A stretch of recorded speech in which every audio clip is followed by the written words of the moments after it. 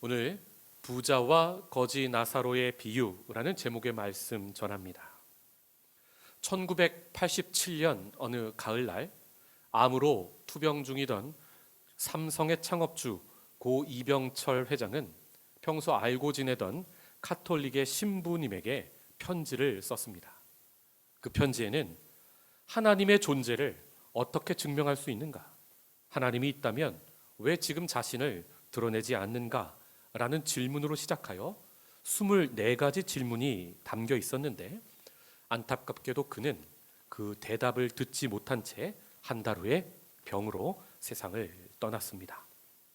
시간이 한참 지나 이 회장이 남긴 편지는 잊혀진 질문이라는 책을 통해 이 신부님이 쓰셨죠. 세상에 공개가 되었습니다. 그가 한 질문을 보면 유독 이병철 회장이기에 더 절박하게 들리는 물음이 하나 있습니다. 바로 돈에 관한 질문입니다. 이 글씨는 고 이병철 회장의 친필입니다. 성경의 부자가 천국에 가는 것을 약대가 바늘구멍에 들어가는 것에 비유했는데 부자는 그럼 악인이란 말인가? 이 회장이 대한민국 최고의 부자죠. 그래서 죽음을 앞두고 그 누구보다 절박한 심정으로 자신이 천국에 들어가기 어려운지 묻고 싶었던 것 같습니다. 오늘 우리는 부자와 거지 나사로 이야기를 봅니다. 저는 어려서부터 이 본문으로 설교를 많이 들었는데 크게 두 종류의 설교로 나눌 수 있습니다. 먼저는 예수 천국, 불신 지옥입니다. 거지 나사로는 하나님을 잘 믿어서 천국에 간 것이고 부자는 하나님을 안 믿어서 지옥 갔다는 겁니다. 본문을 보시면 부자도 하나님을 믿는 사람이었습니다. 부자가 죽어서 아브라함 보고 아버지 부르죠. 그는 분명 아브라함의 자손으로 하나님을 믿는 사람입니다. 부자가 하나님 안 믿어서 지옥 갔다는 이야기가 전혀 없습니다. 이런 설교는 본문을 잘 못 읽은 결과입니다. 다른 하나는 부자는 지옥 간다는 설교입니다.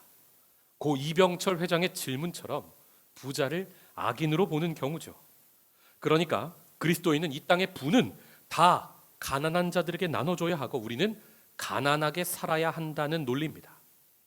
성경을 보시면 예수님은 돈 자체를 악하다 말씀하신 적이 없으십니다. 성경은 처음부터 마지막까지 우리 그리스도인의 사유재산을 인정합니다. 그럼 예수님은 오늘 이 이야기를 통해 우리에게 무엇을 말씀하고 계시는 걸까요? 성경에서 궁금한 것은 놀랍게도 성경에 답이 있습니다. 오늘 이 이야기를 누구를 향하여 한 이야기인지 본문 바로 앞을 읽으면 나와 있습니다. 14절. 바리새인들은 돈을 좋아하는 자들이라 이 모든 것을 듣고 비웃거늘.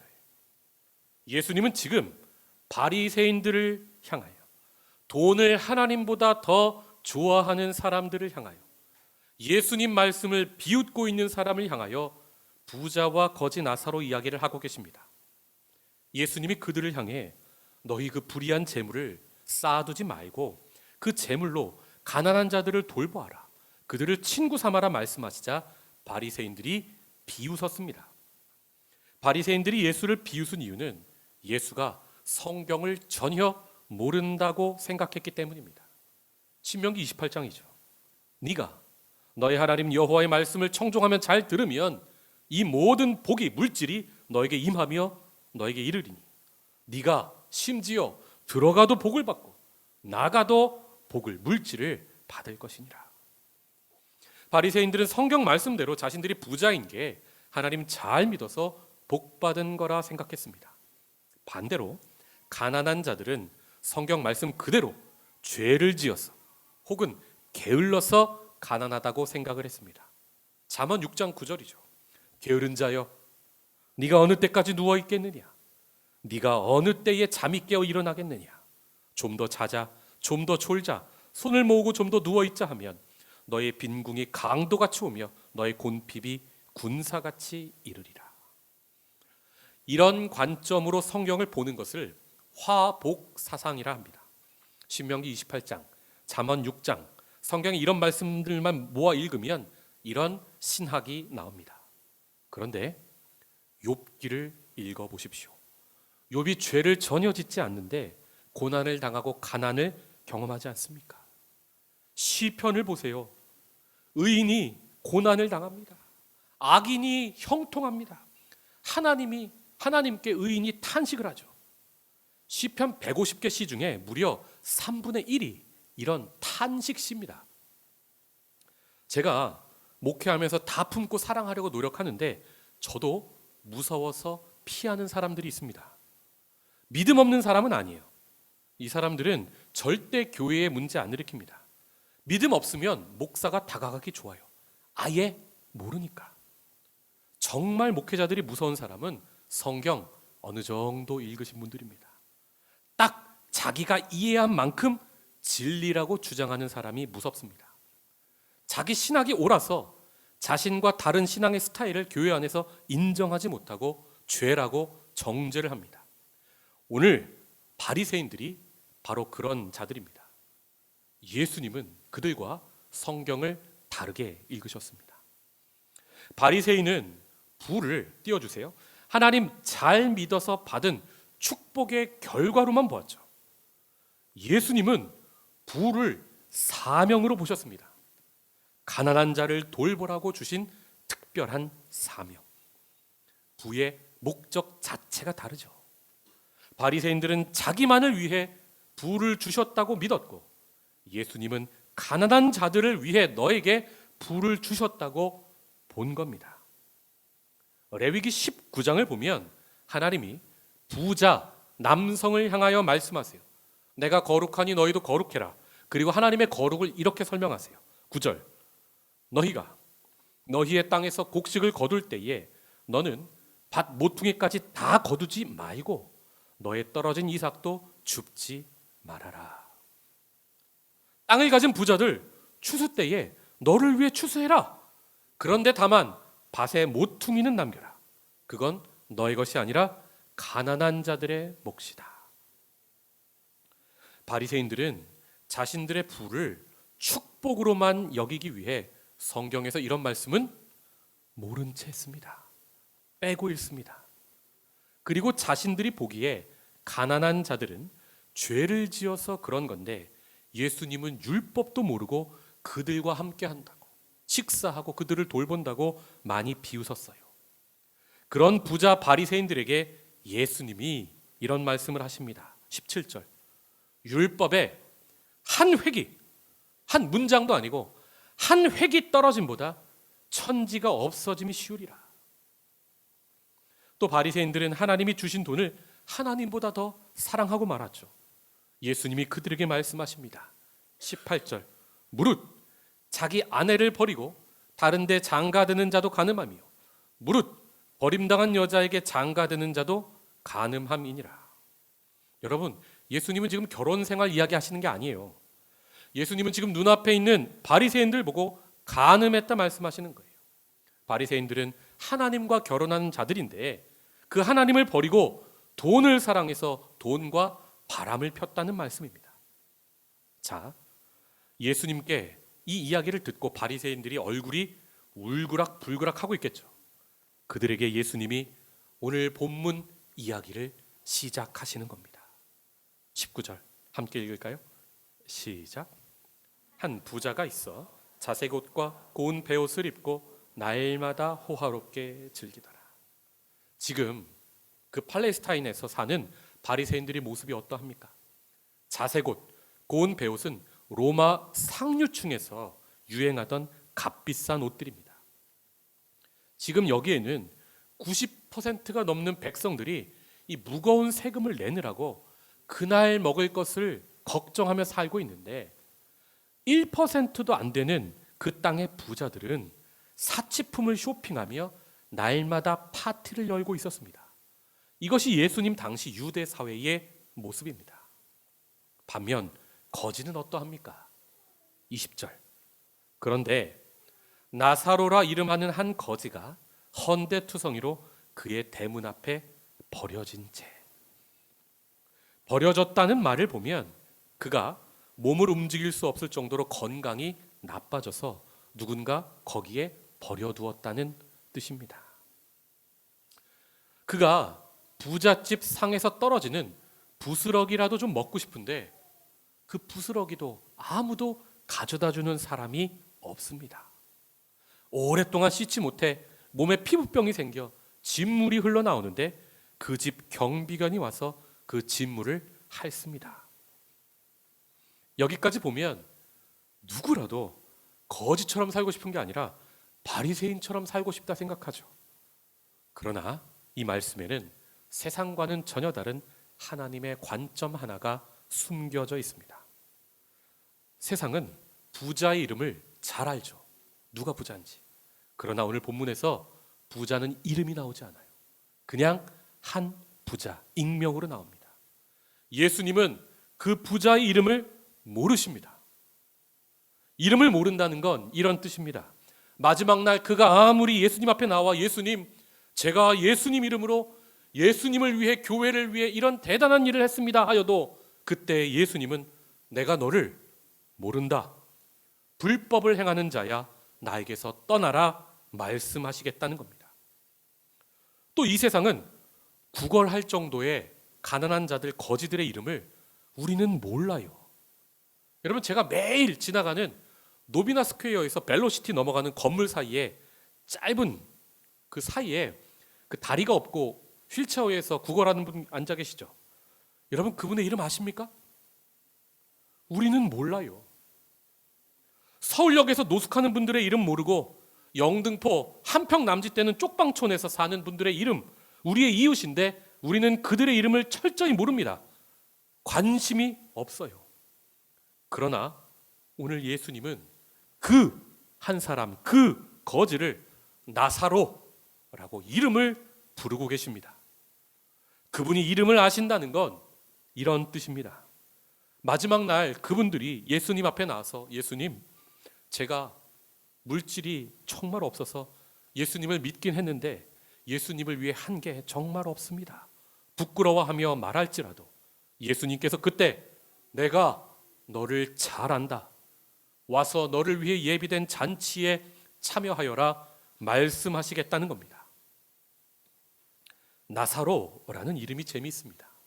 이 이름이 엘르아살이라는 말을 줄여서 나사로가 되었는데 뜻이 엘, 하나님이 에제르, 도우신다입니다. 여기서 하나님은 이 땅에서는 가난한 사람 안 도우시고 죽어서 천국 가게 하시는 게 하나님의 도움이구나 생각하면 안 됩니다. 예수님은 지금 화가 나 있는 바리새인들을 바라보며 이 말씀을 하고 계십니다. 이 땅의 가난한 자들에게 하나님의 도우심은 도대체 뭡니까? 이 땅의 부자들, 내 말을 듣고 있는 너희 바리새인, 너희들이 바로 그들을 돕는 하나님의 도움이야 라고 예수님은 말씀하고 계십니다. 그러니까 우리가 욕심으로 성경을 읽으면 하나님 마음을 깨닫지를 못해요. 성령이 충만해야 예수님의 모든 말씀이 그때야 이해가 되고 믿어지고 나에게 주신 말씀이구나 하고 받아지는 겁니다. 지금으로부터 약 140년 전 미국에 헨리 조지라는 경제학자가 있었습니다. 이분이 진짜 성령 충만한 사람이에요. 성경을 읽고 이 땅에 임하는 하나님의 나라를 꿈꾸었는데 그가 그 경제학 책에서 이런 말을 합니다. 신성모독이란 무엇인가? 빈곤에서 생기는 고통과 야만성을 하나님의 불가사의한 섭리로 돌린다거나 또는 두 손을 모으고 만물의 아버지 앞에 가서는 대도시의 궁핍과 범죄의 책임을 밀어버린다면 형식상으로는 기도일지 모르나 실제로는 신성모독이다. 계속되는 예수님의 이야기에서 부자도 거지 나사로도 모두 죽습니다. 돈이 많은 바리새인도 죽음은 절대 피할 수 없습니다. 죽음을 뜻하는 한자 사자를 보면 한 일자가 위에 있고 옆에 저녁 석 변자가 있고 비수 화살 빗자가 있습니다. 죽음이 무엇입니까? 칠흑같이 어두운 밤에 날아오는, 나를 향해 와서 날아드는 화살과 같아서 누구도 예측할 수 없고 누구도 피할 수 없다는 뜻입니다. 그렇게 죽음을 당하고 나면 그 이후에는 두 가지 길만 있습니다. 하나님 뜻대로 산 사람은 낙원에 아브라함의 품에 안겨 부활을 기다리게 되고, 하나님 뜻대로 살지 못한 사람은 음부에 가서 심판을 기다리게 됩니다. 나사로는 천사들의 인도로 낙원에 이르렀고, 부자는 음부에서 고통을 받게 되는데, 나사로를 보내주셔서 물 한 방울만 찍어 내 입에 넣어주셔서 요청해도 되지가 않습니다. 부자가 이번에는 아브라함에게 그럼 나사로를 다시 살려주셔서 지금 이 땅에 있는 내 형제 5명에게 보내달라 말합니다.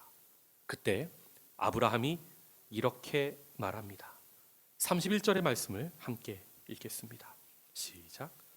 이르되 모세와 선지자들에게 듣지 아니하면 비록 죽은 자 가운데서 살아나는 자가 있을지라도 권함을 받지 아니하리라 하였다 하시니라. 눈치 빠르신 분들은 벌써 눈치채셨을 거예요. 이 말은 이야기 속에서 아브라함이 죽은 부자에게 한 말이지만 사실은 지금 예수님이 바리새인들에게 하고 계시는 말씀입니다. 이 말은 3가지의 뜻이 있습니다.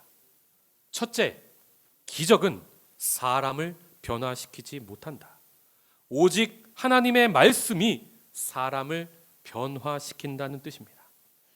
실제로 이 나사로 말고 예수님의 친구 나사로가 죽었다가 살아났죠. 그래도 바리새인들이 예수님 믿지 않았어요. 오히려 그 기적으로 더 많은 사람들이 예수님을 따르자 예수님을 더욱 미워하여 죽이려 합니다. 두 번째 뜻은 예수님이 이제 곧 십자가에서 죽으시고 부활하신다는 겁니다.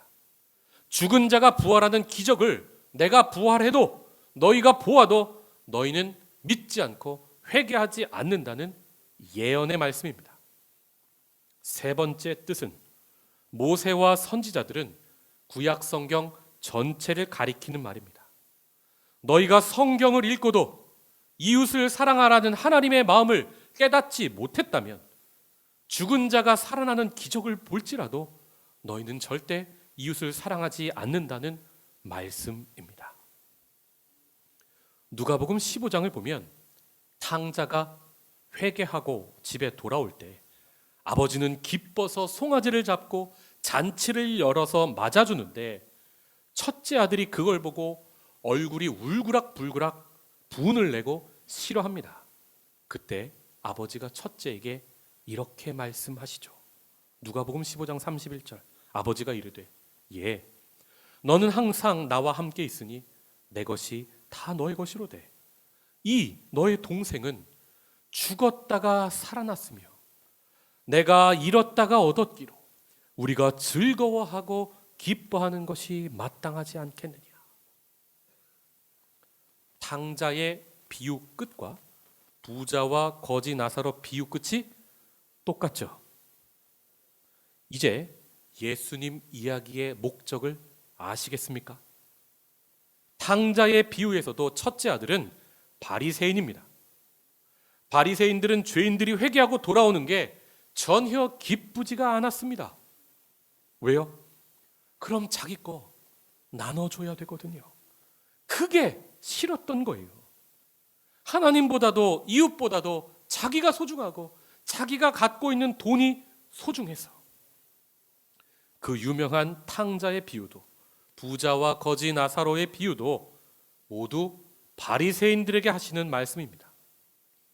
너희 바리새인들아, 죄인들이 돌아오면 하나님이 기뻐하시는 것처럼 너희도 함께 기뻐하자. 성경을 읽었으면 하나님 사랑하는 것처럼 이웃 사랑을 실천하자. 예수님은 말씀하고 계십니다. 탕자의 비유가 첫째 아들과 둘째 아들 이야기죠. 그리고 오늘 말씀도 먼저 된 자와 나중된 자 이야기고요. 이 모든 이야기의 원형은 사실 창세기 4장 가인과 아벨 이야기에서 나온 겁니다. 가인은 여러분 히브리어가 재밌어요. 영어로 게인하면 뭡니까? 얻었다라는 뜻이죠. 아벨은 허무, 수증기라는 뜻이에요. 창세기 4장에 보면 가인은 농사 짓는 자로 나옵니다. 고대에 인류가 수렵 생활을 할 때는 계급이 없었어요. 그러다 인류가 농업혁명을 하고 잉여 곡식이 쌓입니다. 그 잉여 곡식을 많이 가진 자가 높은 자가 돼요. 계급이 생긴다고요. 유발 하라리의 사피엔스를 읽어보세요. 가인은 그 계급 사회에서 권력과 돈을 차지한 자들의 조상을 가리킵니다. 반대로 아벨은 양치는 자로 나와요. 여러분 목축업이 여호와는 나의 목자시니 하니까 우리는 굉장히 서정적으로 목가적으로 이해하잖아요. 고대 사회에서 여러분 양치는 사람은요, 그 사회에서 가장 멸시천대받는 작은 직업이었어요. 그들은 사회에서 죽어도 누구도 알아주지 않아서 마치 수증기처럼 사라지는 허무한 존재들이었습니다. 그들의 대표가 아벨입니다. 가인이 아벨을 죽이죠. 가장 큰 기득권, 하나님께 의로운 자라고 인정받는 게 자신이 아니고 아벨인 것이 화가 나서 작은 기득권 하나도 내어주지 못하는 게 이 땅의 가진 자들이라는 거예요. 하나님이 가인에게 찾아오셔서 가인아, 너의 아우 아벨이 지금 어디 있느냐 물으실 때 가인이 하는 말이 이겁니다. 창세기 4장 9절. 내가 내 아우를 지키는 사람입니까? 하나님은 그 질문에 침묵하셨지만 모세오경 전체, 선지자들의 글 전체를 통해 쩌렁쩌렁 울리는 목소리로 말씀하고 계십니다. 가인아, 사회에서 권력과 부를 모두 얻은 자들아, 너는 너의 아우를 지키는 사람이다. 예수님은 성경의 모든 글을 하나님 사랑, 이웃 사랑으로 읽으셨습니다. 그래서 탕자의 비유로 첫째 아들들 가인의 후손들에게 말씀하시고 부자와 나사로 비유를 통해 지금도 말씀하고 계시는 겁니다. 너희 바리새인들아, 하나님 사랑한다고 자기 경건에만 몰두하다가 이웃 사랑을 모두 내어버린 너희들아, 하나님보다 돈을 더 사랑하는 자들아, 너는 너의 아우를 지키는 사람이다. 주시는 말씀을 맺겠습니다. 부자, 악인 아닙니다. 가난하다고 선인도 아닙니다. 다만 부는 이 땅에 절대 약자들을 도우라고 주신 하나님의 사명입니다. 부는 이 땅에 절대 약자들을 도우라고 우리에게 주신 하나님의 사명입니다. 그리스도인은 사유재산으로 가정을 섬기고 교회를 섬기고 더 나아가 이 땅에 사는 나사로를 돌보는 사람입니다. 나사로가 엘리에셀, 엘리에제르죠. 우리는 그들을 향한 하나님의 도우심입니다. 사명 감당 잘하는 저와 여러분이 됩시다. 기도하겠습니다.